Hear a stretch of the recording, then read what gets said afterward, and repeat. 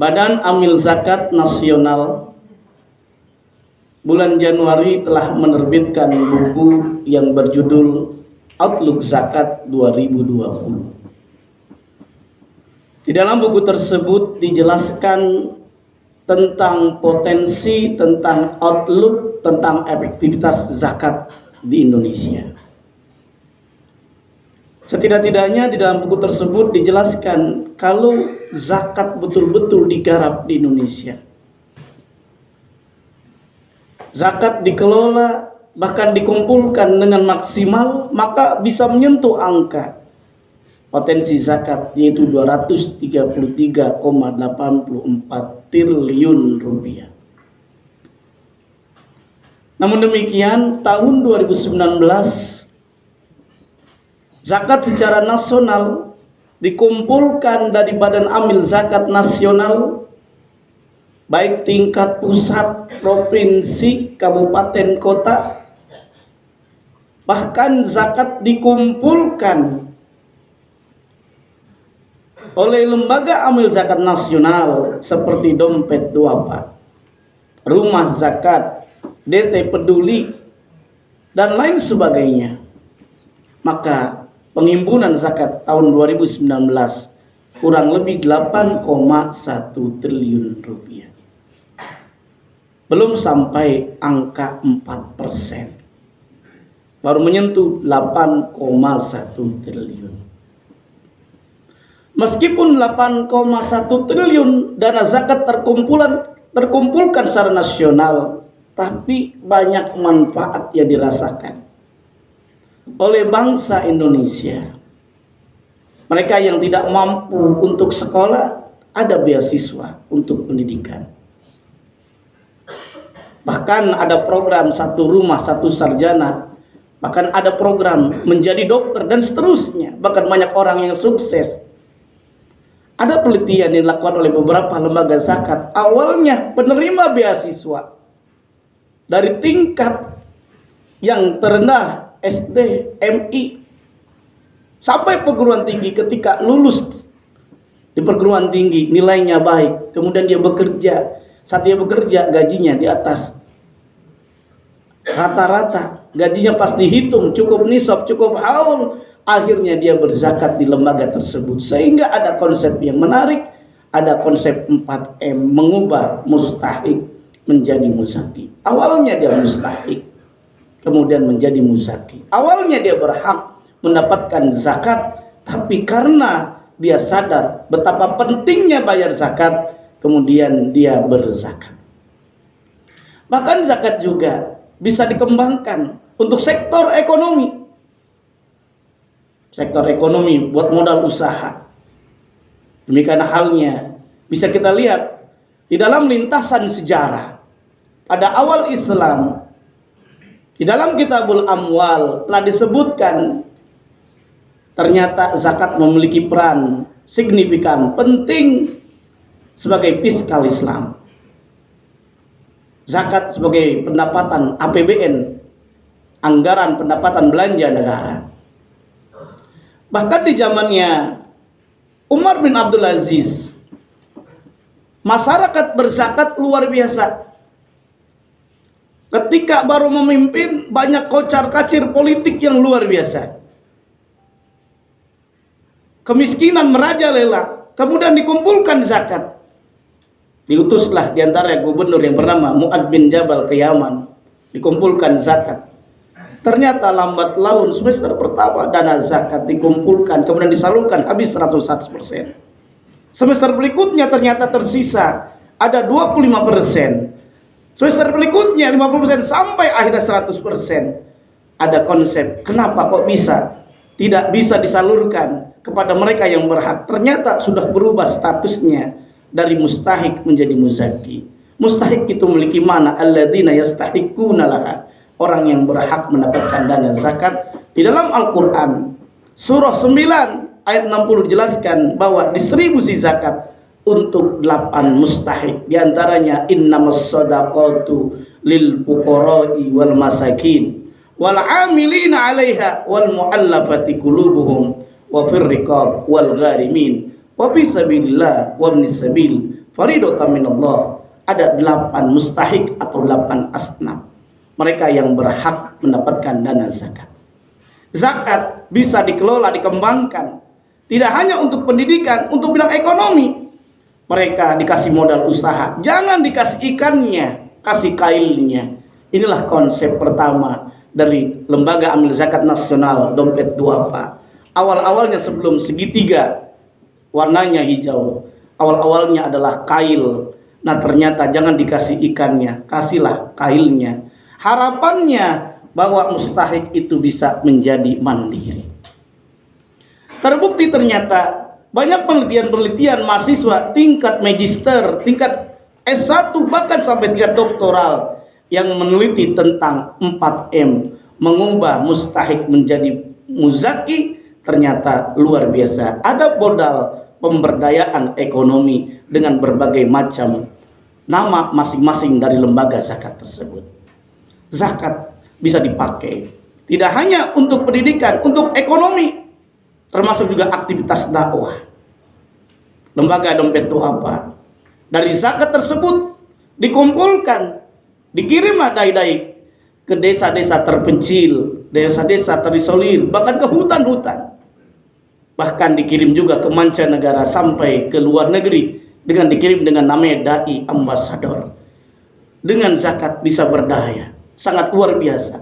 Bahkan zakat untuk sosial, kita bisa lihat zakat dikembangkan yang sangat luar biasa. Beli mobil ambulan gratis, mobil jenazah. Ternyata ada yang bekerja di Jakarta karena dia sendirian, ternyata tidak punya uang, kemudian diantarlah dengan mobil jenazah ke kota Klaten. Ternyata adalah free, gratis. Betapa nikmatnya zakat. Baru 8,1 triliun sudah memberikan manfaat. Bahkan program-program yang dikembangkan oleh Lembaga Zakat Nasional diantaranya adalah Dompet Duafa. Dibangunlah perpustakaan yang gratis yang ada di sekitar Ciputat, yaitu di gedung IMZ, Indonesian Magnificent of Zakat. Itu sumbernya dari zakat. Rumah sakit juga sumbernya dari zakat, walaupun ada sumber lainnya, wakaf dan lain sebagainya. Rumah sehat terpadu, layanan kesehatan cuma-cuma yang sangat luar biasa. Ternyata zakat kalau diberdayakan sangat memberikan manfaat untuk sosial, untuk kesehatan. Bahkan di dalam buku Outlook Zakat dinyatakan, walaupun terkumpul 8,1 triliun, ternyata penyaluran kepada 8 mustahik 6,8 triliun rupiah. Kalau pakai teori efektivitas, kurang lebih 83,77%, berarti sudah sangat efektif untuk memberikan manfaat yang luar biasa.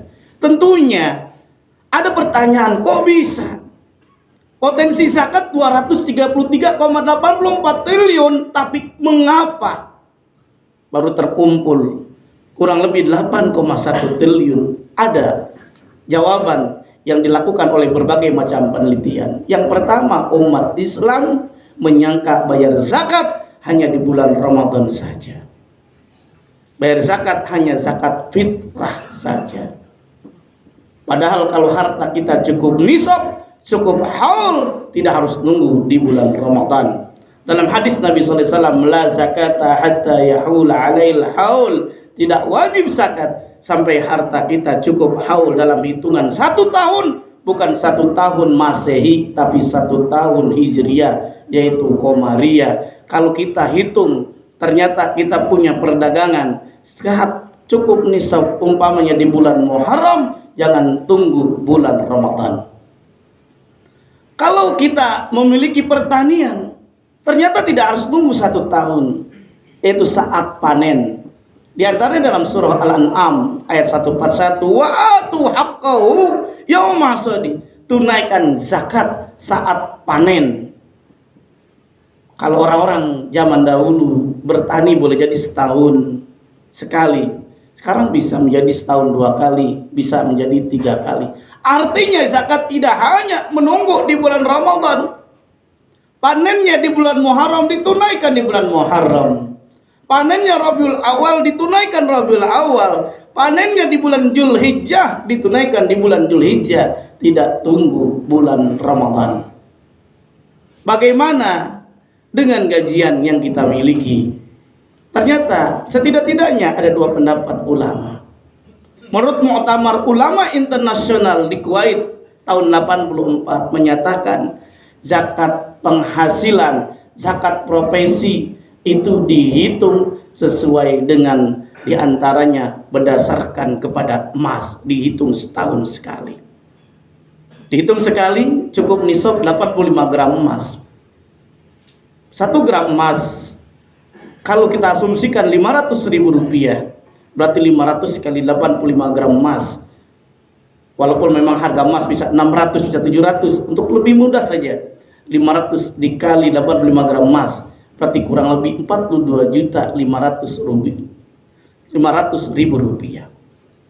Kalau kita gajian 10 juta rupiah, berarti dalam 1 tahun uang kita 120 juta rupiah. 120 juta tentunya sudah melebihi nisab, maka kita wajib membayar zakat dengan rubu al-usr, yaitu 2,5%. Kalau dihitung-hitung secara brutonya boleh jadi 100 juta saja, bayar zakatnya 2,5 juta. Kalau 120 juta berarti 3 juta. Berat kita 1 tahun melaksanakannya, bisa diangsur 3 juta dibagi 12. Berarti setiap bulan kita melaksanakannya menjadi 250.000 rupiah. Tapi dihitungnya dalam setahun. Hal ini sesuai dengan fatwa MUI nomor 3 tahun 2003 yang menyatakan zakat penghasilan, zakat profesi ditunaikan setahun sekali saat harta kita cukup nisab, yaitu diantaranya 85 gram emas. Berbeda dengan Syekh Yusuf Al-Qaradawi dalam kitabnya Fiqhuz Zakah yang menyatakan bahwa zakat kita ditunaikan saat panen, saat mendapatkan gajian ditunaikan, yaitu kalau bulan pertanian dalam setahun 3 kali, kalau orang yang bekerja berarti setiap bulan sekali. Ma'asyiral muslimin rahimakumullah. Kemudian, apa sebabnya potensi zakat tidak sampai menembus 233,84 triliun? Yang pertama, alasannya sangat sederhana. Zakat hanya dipahami di bulan Ramadan. Padahal zakat tidak harus di bulan Ramadan. Saat harta kita cukup nisab, ternyata al-amwal az-zakawiyah, objek zakat, tidak hanya 5 objek zakat. Di dalam kitab Fiqhuz Zakah al-Mu'asirah dalam kontemporer, ternyata dijelaskan tidak hanya emas dan perak. Yang kedua, tidak hanya peternakan, tidak hanya perdagangan, tidak hanya yang namanya pertanian, tidak hanya rikaz, tapi al-amwal al-umumiyah al-ismaliyah, yang secara global harta kita cukup nisab, cukup haul bagi zakat perusahaan, zakat profesi, termasuk zakat tabungan, zakat saham, dan lain sebagainya. Termasuk Syekh Utsaimin ketika ditanya dalam masalah tersebut tentang masalah orang yang memiliki uang, apakah wajib ditunaikan, walaupun tidak sepakat dengan menggunakan redaksi zakat profesi, tapi kalau memiliki uang lebih diantaranya 85 gram emas, maka wajib ditunaikan rubu al-usr, yaitu dikiaskan dengan emas, yaitu dengan uang. Dinar adalah uang dari kerajaan Romawi yang tentunya berasal dari emas. Emas itulah yang menjadi uang pada waktu tersebut. Berbeda dengan dirham. Kalau dirham adalah uang dari kerajaan Persia yang terbuat dari perak, kalau dinar adalah dari emas. Ma'asyiral muslimin rahimakumullah. Yang pertama, sekali lagi, penyebab potensi zakat belum sampai 100%, baru menyampai 3, sekian persen. Ternyata yang pertama, kami ulang kembali, karena zakat hanya dipahami di bulan Ramadan. Yang kedua, zakat hanya dipahami cuma zakat fitrah saja. Yang ketiga, banyak anggapan bayar zakat itu sulit menghitungnya, ternyata mudah. Fas'alu ahla dzikri in kuntum la ta'lamun. Kita tanya, konsultasikan kepada lembaga-lembaga zakat. Bahkan di Indonesia sudah ada PP-nya tentunya tentang orang yang bayar zakat bisa mengurangi perhitungan dalam kena pajak. Tentunya berbeda dengan Malaysia, zakat bisa pengurang pajak. Meskipun demikian, ternyata kalau kita bayar zakat, insya Allah setidak-tidaknya ada 5 manfaat orang yang bayar zakat. Yang pertama, suci jiwanya. yang makna di dalam kamus lisanul Arab, makna zakat itu zakat yang artinya suci. Bukankah zakat ada dua, yaitu zakatul fitr, yaitu zakat jiwa, maka orang yang bayar zakat fitrah jiwanya menjadi bersih. Yang kedua, zakatul mal, zakat harta. Orang yang bayar zakat harta maka menjadi toharoh, manfaatnya hartanya menjadi bersih. Yang ketiga, an-nama. Orang yang bayar zakat tidak ada ceritanya, itu hartanya berkurang tapi bertambah karena makna an-nama adalah tumbuh. Sebagaimana Allah telah tegaskan dalam Al-Qur'an, ternyata yang tumbuh itu bukan riba tapi zakat. Wa ma ataitu min zakat turiduna wajhallah faulaika humul mun'ifun. Yang bertambah adalah zakat. Sehingga orang yang gara-gara dia bersedekah rezekinya bertambah berkah, gara-gara dia berzakat hartanya semakin meningkat. Sehingga ada kenikmatan yang luar biasa. Harta kita ini semua cuma titipan. Orang yang bayar zakat ada manfaatnya yang berikutnya, yaitu memiliki makna as-sulhu, beres. Apapun yang kita lakukan insya Allah beres, dijauhkan oleh Allah dari mara bahaya termasuk penyakit. Karena Nabi SAW menegaskan dalam sabdanya, "Da'u mardakum bis-shadaqah." Obatinlah penyakit Anda dengan sedekah. Obatin penyakit kita termasuk saat harta cukup disop dengan bayar zakat. Karena insya Allah akan berkah. Yang terakhir, bahwa orang yang berzakat insya Allah hidupnya berkah. Karena makna berkah itu memiliki arti ziyadatul khair, nambah kebaikan. Bahkan juga dimaknai ziyadatul umri, nambah usia kita. Bahkan dimiliki makna juga bukan hanya bertambah kebaikan, nambah umur, termasuk juga ziyadatu fir rizki, nambah rizki kita. Setidak-tidaknya ada keberkahan, bukan berkurang tapi bertambah. Man jaa bil hasanati falahu asru amsalihha, dijanjikan oleh Allah minimal 10 kali lipat, 700 kali lipat, bahkan unlimited. Terserah Allah Subhanahu wa taala. Wallahu yudha'ifu liman yasha. Terserah Allah telah berikan ganjaran tidak hanya di akhirat tapi dibuktikan di dunia. Mudah-mudahan ada manfaatnya buat kita semuanya. Sekadar renungan, saat kita punya uang 2.000 saja kita bersedekah. Ternyata saat kita ingin beli makanan, beli di sebuah rumah makan yang sederhana 20.000 rupiah, ternyata saat kita membayar tidak jadi. Apa sebabnya? Sebab kita bersedekah 2.000 rupiah. Coba kalau kita bersedekah lebih banyak, boleh jadi ada keberkahan. Semakin kita bersedekah, bukan berkurang tapi bertambah. Mana qasad sedekah min malin. Sudah banyak testimoni orang yang sukses, pengusaha sukses dan lain sebagainya karena rajin bersedekah. Yuk kita bersedekah, insya Allah harta kita berkah, insya Allah harta kita cukup nisab, kita menunaikan zakat, insya Allah harta kita meningkat. Amin ya rabbal alamin.